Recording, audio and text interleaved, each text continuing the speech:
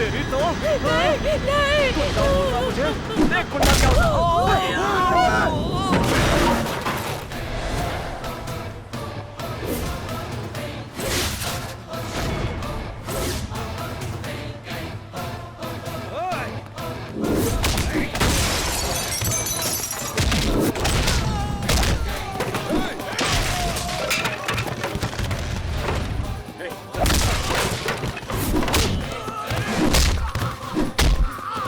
Sir police को inform कर दे क्या? एक तो हम लोग कुछ भी नहीं कर सकते और जो मार रहा है उसको भी रोकने के लिए कह रहे हो।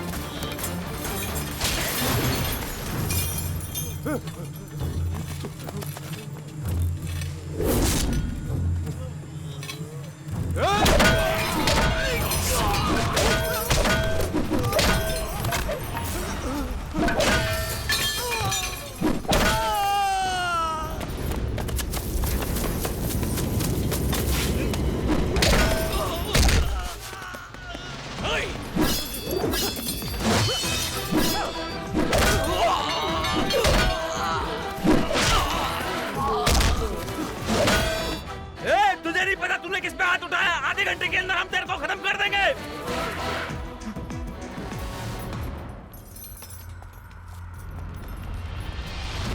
बेटा तुम यहाँ से चले जाओ, वो लोग वापस आएंगे तो तुझे जिंदा नहीं छोड़ेंगे।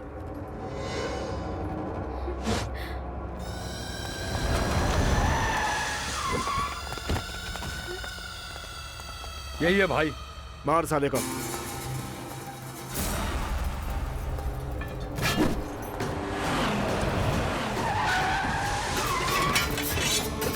बिरजू पांडे? रुक जा।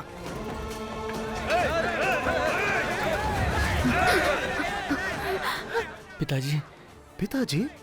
इसका मतलब ये बिरजू पांडे का बेटा?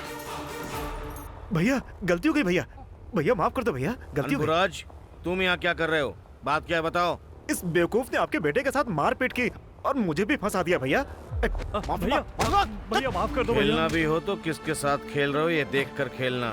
आगे से मेरे बेटे से किसी भी तरह की बदतमीजी की तो काट कर नदी में फेंकवा दूंगा। इसके लिए मैं माफी मांगता हूँ भैया। जा यहाँ से चल।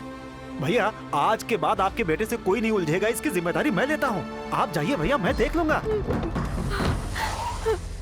अरे ये क्या कर दिया आपने? आपने तो बोला था कि किसी अमीर बाप का बेटा है, वो तो बिरजू पांडे का बेटा निकला। थोड़ा सा मिस हो जाता ना भाई तो अपने लोगों के साथ साथ मेरे भी सर से गोली पार हो जाती। भैया भैया फोन रखता हूँ, आज के बाद से ये मामला मेरे सामने नहीं आना चाहिए। हाँ भैया।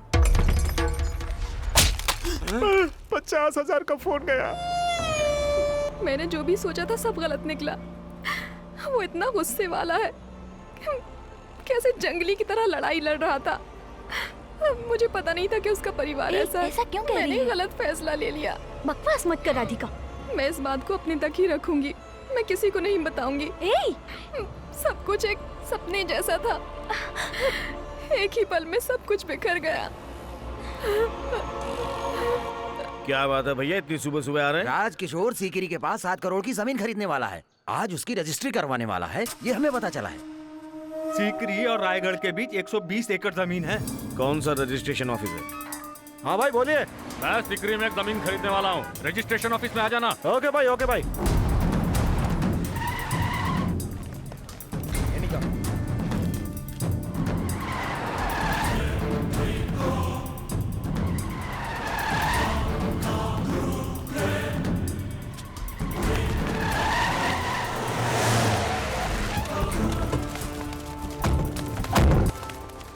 अरे भैया आप यहाँ? तुम यहाँ क्या कर रहे हो? एक जमीन की रजिस्ट्री के लिए आया था। अच्छा, किसके पैसों से?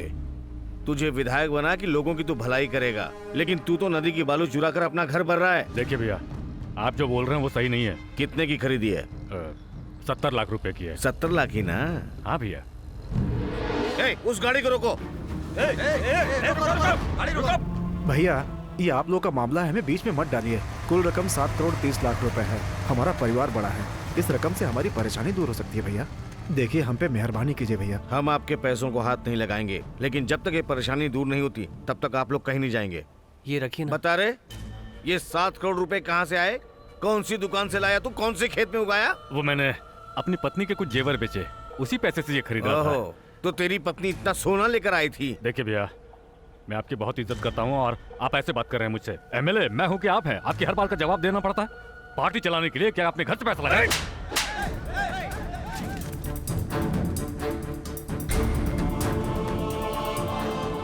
मेरी बात मानकर 50,000 लोगों ने तुझे विधायक बनाया है। अब मैं उनके सामने किस मुंह से जाऊंगा?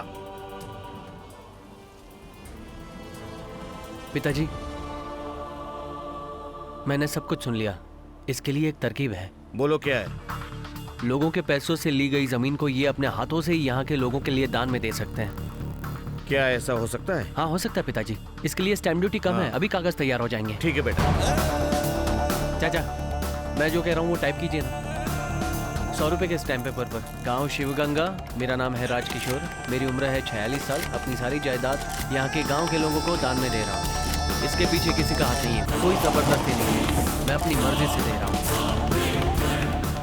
इसमें किसी को कोई आपत्ति नहीं होनी चाहिए।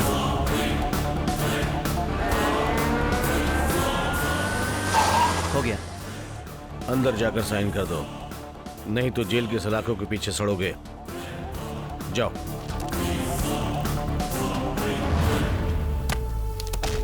राजकिशोर, जब से तू लोगों का पैसा चुराने लगा तब से तू एमएलए पद पर बने रहने का हक खो चुका है। 15 दिनों के अंदर अंदर तुझे इस्तीफा देना होगा और उपचुनाव भी कराना होगा।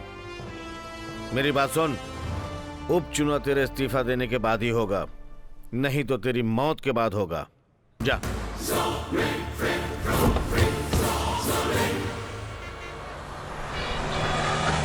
क्या बात है भैया, 4 दिन से आप यहीं पड़े हैं? दीदी बार बार आपके लिए फोन कर रही है। तो मैं वापस कैसे चला जाऊं? उसने मुझे थप्पड़ मारा, पूरे शिवगंगा को पता चल गया होगा। मान चली गई, मर्यादा चली गई और जो पैसा था वो भी चला गया। और तो और उसके बेटे के उस आइडिया से मेरी सारी जायदाद चली गई। उसके बेटे को मारे बिना अगर गांव गया तो मेरी पत्नी भी मुझे इज्जत नहीं देगी। उस अम्मू को यहाँ बुला। सुन, कल मैं पार्टी मीटिंग के लिए जा रहा हूँ। उस बिरजू पांडे के बेटे को मारना है। भैया ये काम हमसे मैं तुझसे करने को नहीं कह रहा हूँ, मैं बाहर से लोगों को बुला रहा हूँ। तुम बस वहाँ बैठकर तमाशा देखना, बीच में अपनी टांग मत अड़ाना। जी भैया, लगता है ये आदमी हमें बिरजू पांडे के पास अटका कर छोड़ेगा। हर हाल में कल सुबह यहाँ से निकलना ही होगा।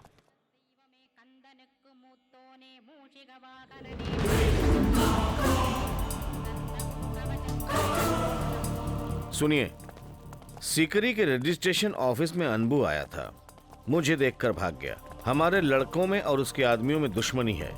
अनबू राजकिशोर के रजिस्ट्रेशन में क्यों आया, इस पे मुझे शक हो रहा है। मालिक बोलिए मालिक। अपने श्रवण और पीटर के बीच में क्या लफड़ा हुआ, सच बताना। मालिक, तूने मुझसे बहुत कुछ छिपाया है।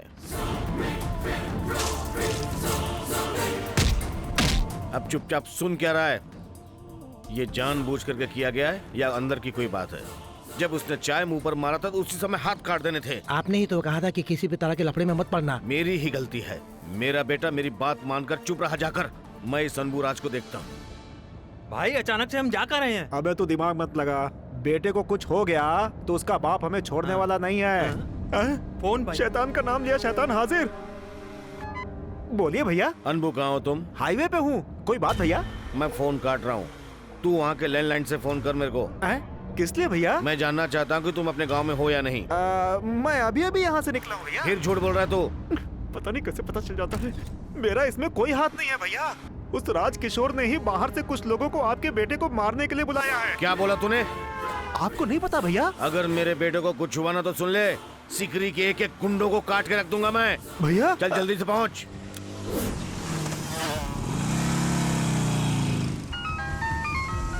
बेटा कहाँ पे हो तुम? म्युनिसिपल ऑफिस के पास हूँ पिताजी। पास में कोई पुलिस स्टेशन है? हाँ पुलिस स्टेशन पास में ही है। वहाँ जाते ही फौरन मेरे इंस्पेक्टर से बात करवाओ। क्या बात है पिताजी?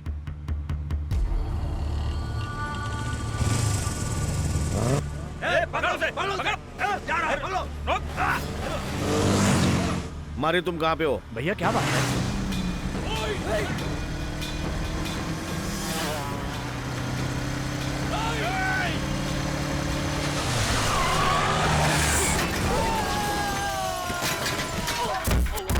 पता चला है कि वो पुलिस स्टेशन में आया ही नहीं। अपने लड़कों को बोलो फौरन उसे ढूंढने की कोशिश करें।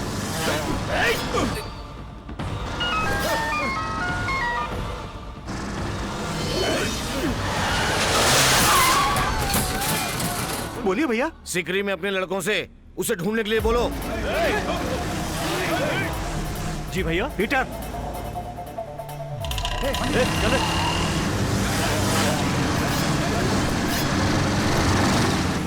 सिकरी के चारों तरफ उसको ढूंढो, जाओ।